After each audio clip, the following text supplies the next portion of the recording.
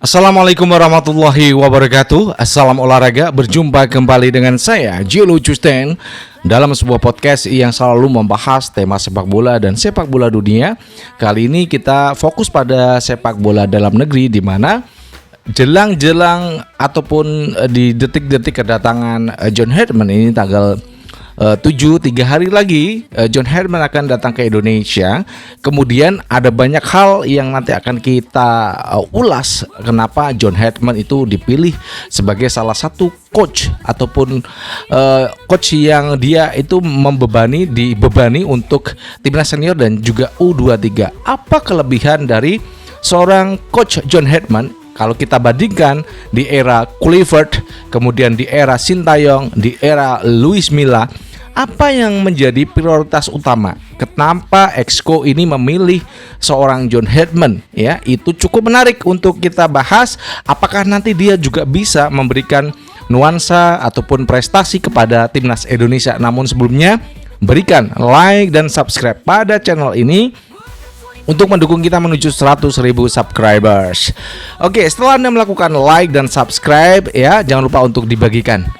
Kemudian berikan kritik juga pada saya di link kolom komentar. Berikan kritikan dan juga saran pada PSSI dan juga Ketua Umum PSSI Erick Thohir. Baik, kita akan langsung saja bagaimana di jelang detik-detik kedatangan John Herdman, pelatih kepala Indonesia dan juga yang akan mengampu timnas U23 ini.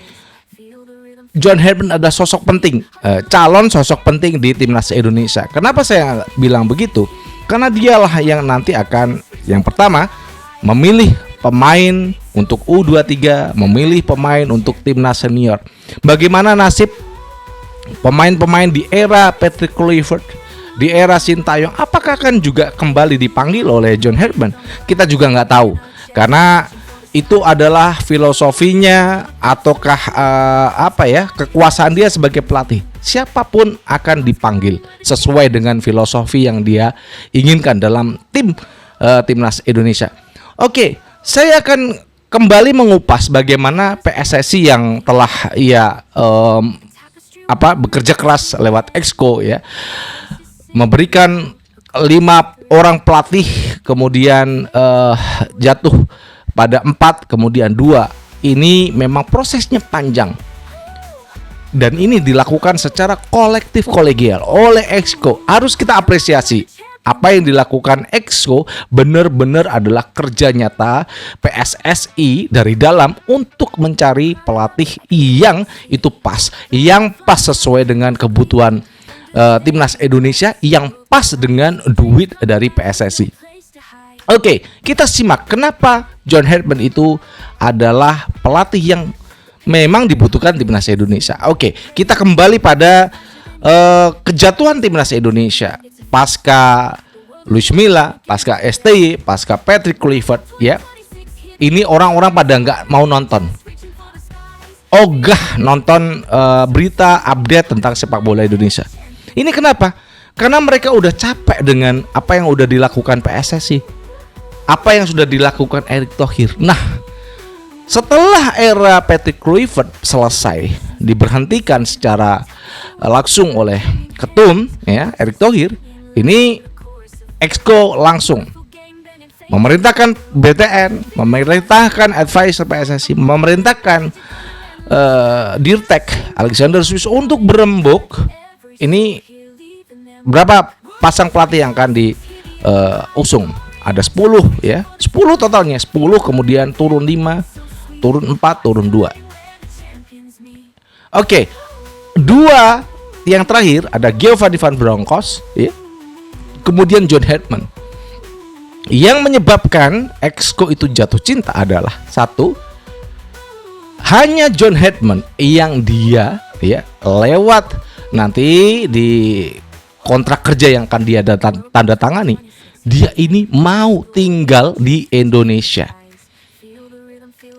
John Herdman mau tinggal di Indonesia. Yang kedua, dia hanya membawa 1 asisten pelatih ke Indonesia, 1 hingga 3 lah. Nanti dia datang 11 itu dia bawa 1 atau 3 atau 2.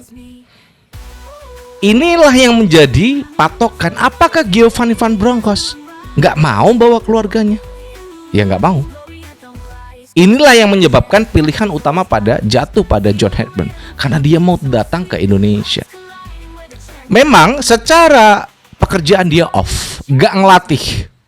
Setelah Toronto, dia 1 tahun ini Toronto FC ya, ngelatih klub, dia nggak kerja, off. Sementara Giovanni Van Bronckhorst masih menjadi asisten dari Arne Slot di Liverpool.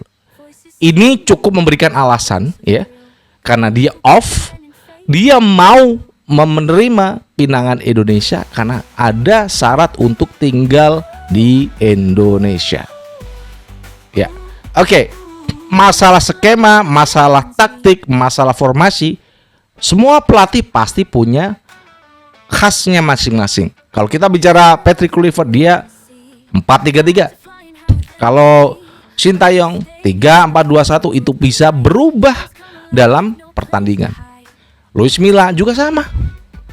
Namun yang menarik pada John Herdman, dengan sistem 3-4-2-1, dia ingin memperkuat timnas ini dari sisi tengah lapangan, menciptakan banyak sekali peluang-peluang ataupun menahan serangan, kemudian melakukan counter attack yang cukup cepat. Itulah variasi formasi 3-4-2-1 yang dimiliki oleh seorang John Herdman, dan itu sama dengan Sintayong. Mengapa saya di konten sebelumnya mengatakan John Herdman itu sama dengan Sintayong secara formasi? Kalau secara pribadi-pribadi ada perbedaan-perbedaan yang melekat pada diri pelatih kita masing-masing. Contoh, Sintayong itu disiplin. Tipikal orang Korea lah. Selalu menegakkan disiplin pemain, waktu makan, waktu latihan, ya, waktu mereka datang ke stadion, itu harus disiplin. Jam sekian kumpul, harus tepat. Kalau tidak, ada pelanggaran yang akan diberikan oleh pemain. Sementara Patrick Kluivert ini agak nyantai. Agak nyantai nih pelatih ya.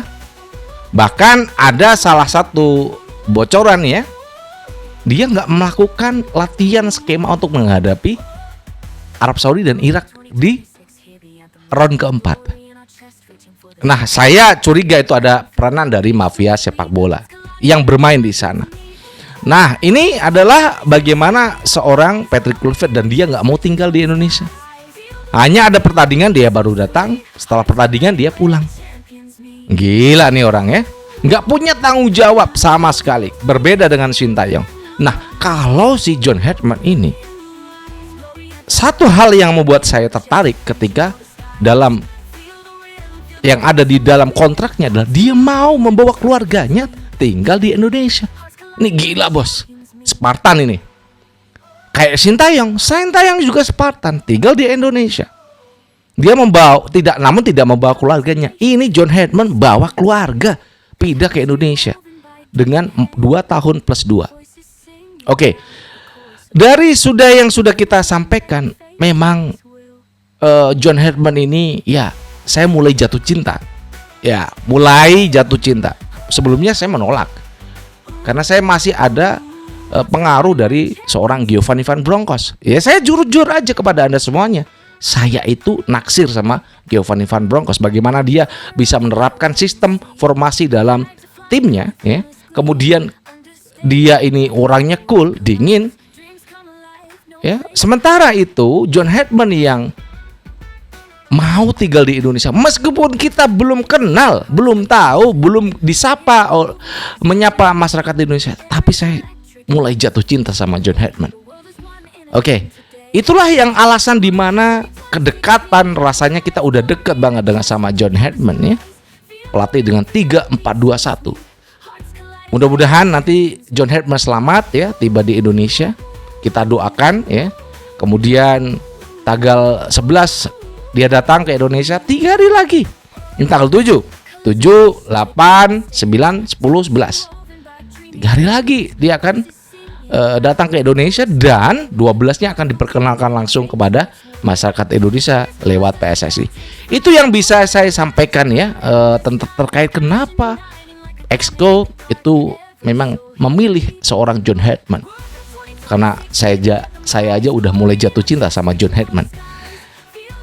Itu mudah-mudahan bisa memberikan pencerahan buat fans fanatik dari Shin Tae-yong. Ini hampir sama. Harus kita dukung seorang John Herdman itu. Berikan kritikan dan saran buat saya, buat PSSI, buat juga Ketum Erick Thohir. Dan dari Jakarta, saya Jelo Custen mengucapkan wassalamualaikum warahmatullahi wabarakatuh. Salam olahraga and ciao.